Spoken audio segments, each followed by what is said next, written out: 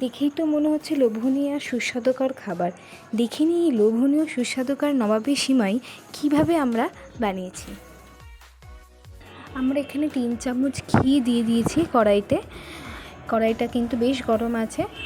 এবার এই 3 চামচ ঘিটা গরম হয়ে গেলে যে ড্রাই ফ্রুটসগুলো আমি কেটে রেখেছি তার মধ্যে আমি কাজু, কিশমিশ, খেজুর, আমন্ড সব কিন্তু দিয়েছি। আপনারা চাইলে কিছু স্কিপও করতে পারেন, কোনো অসুবিধা নেই।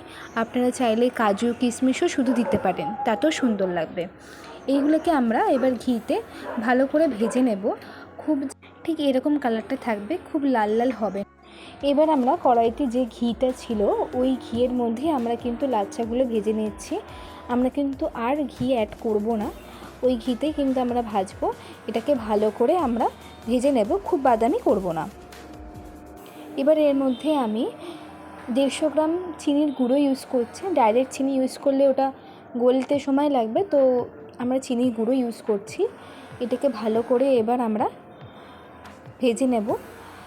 এই ভেজে নেওয়াটা কিন্তু খুব ইম্পর্টেন্ট। বেশি ভাজা হয়ে গেলে আবার ভালো লাগবে না, আবার কম ভাজা হলেও কিন্তু এটা ভালো লাগবে। এবার যে জিনিসটা দিচ্ছি, যে জিনিসটা দিলে টেস্ট আরও দ্বিগুণ বেড়ে যায়, সেটা হচ্ছে গুঁড়ো দুধ। এই 1 প্যাকেট গুঁড়ো দুধ কিন্তু আমি এর মধ্যে দিয়ে ভালো করে আমি মিক্সড করে নেব। দেখুন আমাদের কিন্তু সিমুই ভাজাটা আপাতত রেডি। এইরকমই কিন্তু ভাজাটা হবে, কালারটা কিন্তু এরকমই হবে। এটাকে আমরা নামিয়ে দিচ্ছি। এবার আমরা দিচ্ছি 1 প্যাকেট দুধ। এটাকে কিন্তু আমরা একদম জাল দিয়ে এটাকে কিন্তু আমরা হাফ করে দেবো, মানে হচ্ছে 250 গ্রাম করে দেবো। তবেই কিন্তু আমাদের এই যে সিমাইটা আছে এটা খেতে কিন্তু টেস্ট ভালো হবে। এখানে আমরা আরও 100 গ্রাম চিনি অ্যাড করে দিচ্ছি। যখন এই অ্যাডটা করব, এটা কিন্তু একদম লো ফ্লেমে রাখবো দুধটা, আর ভালো করে কিন্তু এভাবে আমরা জিনিসটাকে মিক্স করতে থাকবো।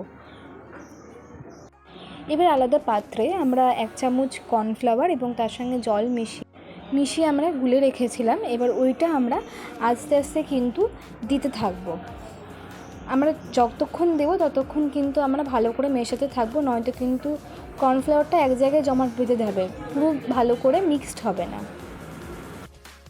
ঠিক একই রকমভাবে আমি একটা পাত্রে জল দিয়ে 2 চামচ কাস্টার্ড দিয়ে রেখেছিলাম, ভালো করে গুলে রেখেছিলাম, সেটাও এবার এই দুধের মধ্যে দিতে থাকবো। ভালো করে এটাকে আমি মিক্সড করতে থাকবো। কাস্টার্ডটা দিলে ওর মধ্যে না একটা সুন্দর মিষ্টি গন্ধ হয়ে যায়, ফলে এই খাবারটা যেন খুব সুন্দর খেতে লাগে।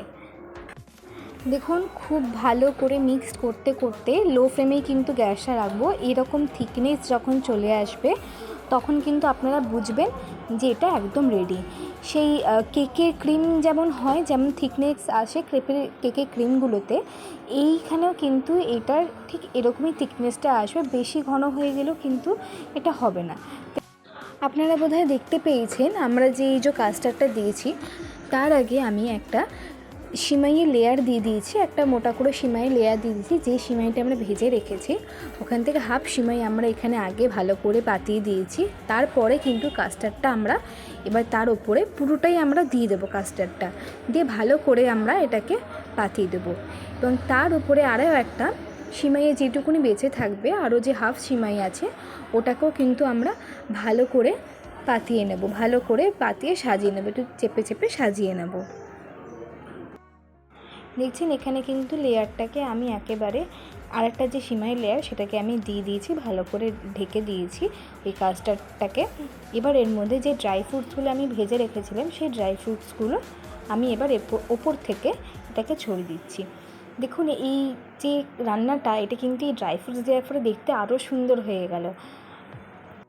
এইভাবে আমি এইটাকে রেখে দেবো। এবার 2 ঘন্টা আমরা ফ্রিজে এটাকে আমরা রেখে দেবো, তবে এটা আরও জমাট বেঁধে গিয়ে খেতে আরও সুন্দর লাগবে। এটা কিন্তু আপনারা, আমার মনে হয় যে 1 ঘন্টা বা 2 ঘন্টা একটু ফ্রিজে রেখে তারপরে খেলে আরও কিন্তু ভালো লাগবে জিনিসটা খেতে। 2 ঘন্টা পরে আপনাদের কাছে আবার চলে এসেছি এই নবাবী সিমুইটা কেমন হয়েছে দেখানোর জন্য। দেখুন আমি কিন্তু কাটছি, দেখতে পাচ্ছেন কতটা সুন্দর, মানে একেবারে কেকের মতো হয়েছে দেখতে।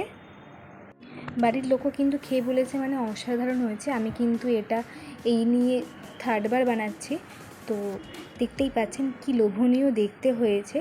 আপনারা কিন্তু যে কোনো আত্মীয় স্বজন এলে বা বিকেলে কিছু খেতে ইচ্ছা করছে, তাহলে একটু কিন্তু টুকটাক এটা খেতেই পারেন। বা রাত্রিরে রুটির সঙ্গে, আমরা তো বাঙালি মানুষ, রাত্রিরে একটু রুটির সঙ্গে মিষ্টি না হলে চলে না। তো আপনারা কিন্তু এইগুলো করে খেতেই পারেন মাঝে মাঝে। ফ্রিজে রেখে দেবেন, তাতে কোনো সমস্যা হবে না। দেখুন কি দারুণ লাগছে, আর খেতে অপূর্ব সুন্দর হয়েছিল। আপনারাও কিন্তু ঘরে করে দেখুন।